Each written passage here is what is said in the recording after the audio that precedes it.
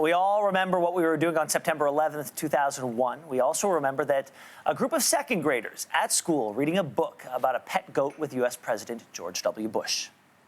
I noticed something was wrong when a guy came in with a suit and whispered something into the president's ear. What did he just say to the president? Well, now a new documentary is catching up with some of the children who were in the classroom that day, looking at how being part of history impacted their lives. The documentary is called 9/11 Kids. Producer Steve Gamester joins us this morning. Steve, thank you so much for joining us. And this is one of those movies that I didn't know I was interested in until you made it. You were 26 years old when 9/11 happened, which is roughly the age of those second graders now. What made you want to track them down? Where did the idea come from? Well, good morning, Ben. Thanks. Yeah, I mean, anyone who was alive during that time has such vivid memories of that day. The pictures are sort of burned into our collective consciousness. And that image of the president with those kids was always one that really struck me. There was something about the juxtaposition of childhood innocence with the most powerful person in the world at the exact moment he learned of something so momentous. There's really nothing else like that piece of footage. I think people will be watching it 100 years from now. And I always wondered about those kids, who were they? What happened to them? What could they tell us about what it was like to grow up in post 9/11 America? So, it was one of those ideas always kind of floating around, and finally had the opportunity to try and track down those kids a couple of years ago. And it is a good time to track them down because now they're in their mid-20s, which is sort of an interesting time in life. You're starting your career, maybe you're having a family, and maybe you're reflective. And they've grown up in that post 9/11 world. So the idea was to turn the camera at them and to see what they had to say. Well, we've seen the footage of President Bush being told, his face freezing, looking off into the distance, and then trying to focus on the task at hand.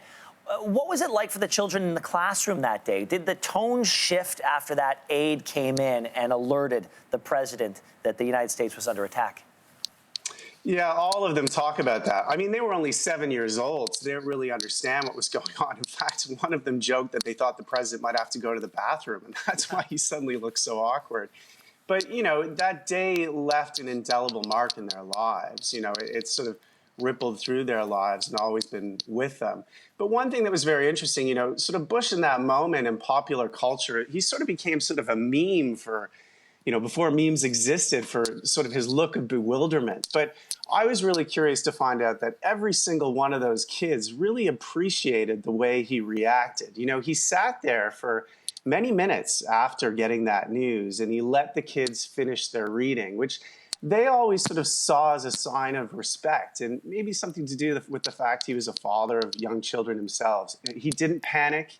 He waited for them to finish, and then he went over to the next room. And one of the sort of interesting forgotten stories of 9/11 is that his first call was to the FBI director, who at that time was Robert Mueller. Oh, wow. We only have a few seconds left, Steve, so I wanted to get to this. One of the tidbits that gets lost in the tragedy of the day was the reason the president was actually there in the first place, because that specific school was doing something really special with their reading program. Talk to me about what was going on there.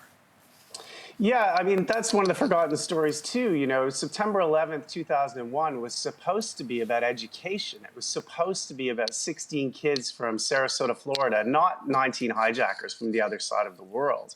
When Bush came into office, foreign policy wasn't really his thing. Education reform was supposed to be one of his first big initiatives. And he had been looking for a school to sort of celebrate, And he settled on this place, Emma E. Booker Elementary School in Sarasota, Florida, because they were a success story. They had an amazing group of teachers who had sort of turned the school around, and they'd gone from last in their county to first in terms of their test scores. So Bush was there to talk about his education reform, and then everything changed. So one of the ideas for the film was that that day was taken from those kids, and we wanted to put the camera back on them and find out what they had to say. Well, Steve, as I said, this is a story I didn't know I needed to be told, so thank you so much for telling it. All the best to you and yours. Thank you, Ben. Appreciate it. And the documentary is called 9/11 Kids. Thanks for watching. If you like this, be sure to subscribe here. And you can check out more Your Morning videos right here.